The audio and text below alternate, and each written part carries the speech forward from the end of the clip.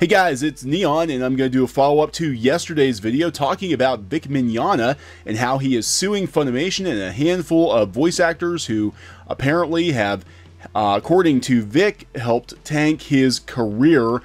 So, you know, the thing about this situation is that up until this point, it's mostly been quarantined to anime message boards, anime blogs, pop culture blogs, etc. But now the mainstream media is actually picking up on it. So Variety picked it up, Newsweek picked it up. So this is going to be really interesting to see, you know, how many other news outlets actually start following this situation, because it's already been leaked to outlets like Newsweek. So here's a Newsweek version of it. Vic Mignogna, voice actor who plays Broly, sues Funimation for defamation. It's a very factual article, right? If you didn't see yesterday's video, this kind of gives you a nice recap of what happened. Actor Vic Mignogna, the English language voice of Broly in several Dragon Ball games and movies, most recently Dragon Ball Super Broly, filed a $1 million lawsuit in the Texas Court District, Tarrant County, against entertainment company Funimation and other voice actors on Thursday night. Mignogna claimed the actions of Funimation and voice actors Jamie Marchi, Monica Rial, and Rial's fiance, Roland, is this supposed to be Ronald? Ron Toye, constitute defamation, interference in existing contracts and prospective business relations, and civil conspiracy.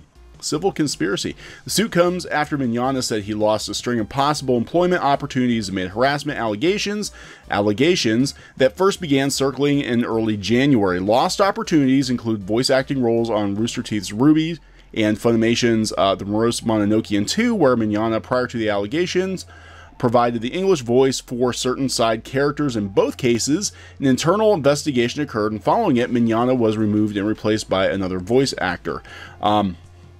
Funimation also removed all non-essential appearances by Mignogna in upcoming projects, including an originally advertised special feature interview with Mignogna on the Dragon Ball Super Broly DVD and Blu-ray. So they actually, on Newsweek admits that they took Vic's special feature off the DVD. They talk about the conventions. They talk about the accusations of sexual harassment and homophobia against Mignogna first appeared on Twitter in early January. The fan statements prompted the KickVic hashtag to trend on Twitter. Some voice actors also spoke out against Mignogna. Marchi and Rial recounted on Twitter their own sexual claims of harassment at the hands of Mignogna. So, and they also talk about how Vic apologized. It's mostly factual. Clearly, they haven't been following the situation that closely, but I wouldn't expect them to. Just the fact that an outlet like Newsweek picked it up is really interesting, right? So Variety also picked it up. Accused of sexual harassment, Vic Mignogna sues Funimation. Again, the same thing. They talk about Ty Beard. They put the tweets from Jamie Marchi and Monica Rial in here. They actually put the petition. They put the petition, the court document, into, wow, they put the whole thing into this. So this is funny. So I believe when Nick Rekieta, an actual lawyer, did his stream where he talked, and I didn't watch all of Nick's stream, and his streams run like 3 or 4 hours, and no offense to Nick Rekieta, I don't have that kind of time, but they actually put the full court document into the Variety article with the home addresses of the defendants. And I think Rekieta actually blurred that out, so he couldn't be accused of harassment. So I guess Variety could be accused of harassment. I don't know. 49 comments. What does this guy say? Would an innocent man decide to go to court in this age of security cameras, phones? No single piece of evidence has come out. Yeah, so this is interesting, though, that Variety and Newsweek are picking up on this. And I have to wonder how many more. I mean, it is Easter weekend. I have to wonder how many more news outlets will pick up on this story as things, you know, drag out. But this is not good news for Funimation. This is not good at all. To have your name in the headlines of major media outlets like Newsweek and Variety is not good.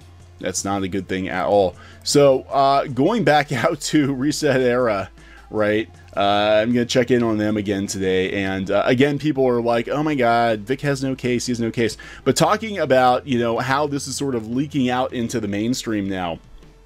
Elon Musk changed his avatar to Edward Elric. Edward Elric.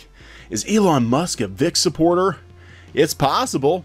It's possible he's a Vic supporter, and that's his way of showing support. I mean, this has leaked out to the mainstream media at this point. Elon Musk is changing his avatar to Edward Elric, which is a character that Vic voices in the dubs. So, I gotta wonder, you know, and people are like, oh, Anime Gate's never gonna happen. There's never gonna be an Anime Gate. It's never gonna be as big as Gamergate. It's never gonna hit the mainstream.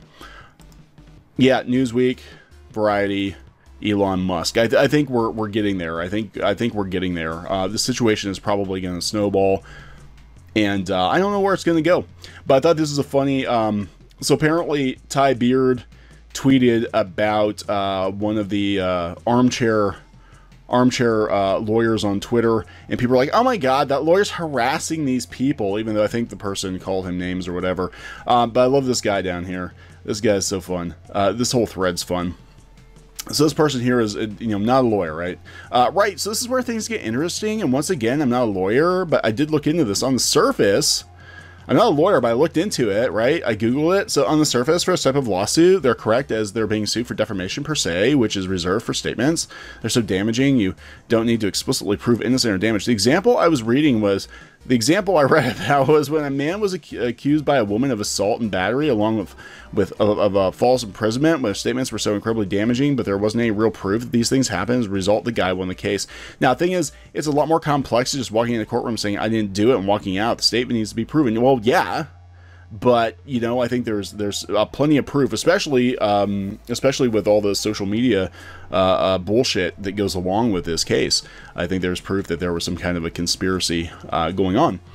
I'm really going to sit back and watch it because I'm unsure of where it's going to go, but I think Funimation's going to win this. They're all convinced Funimation is going to win this. I don't know if Funimation's going to win this. I think Funimation, well, again, you know, back to what Geeky and I have said, if I were in charge of Funimation and these were my contractors, my employees, I would probably suspend them for a while until we figured out what the hell was actually going on, because this is not a good look for Funimation. You're going to Google Funimation on Google News, and it's going to come up with this bad news about Vic and what's going on with Vic. So, I don't know. We're going to keep tabs on this from a news perspective here at Clownfish TV. I'm going to put a link to this Reset Era thread because it's just too fun. You know, we're going to keep tabs on this situation because I think it's going to definitely blow up.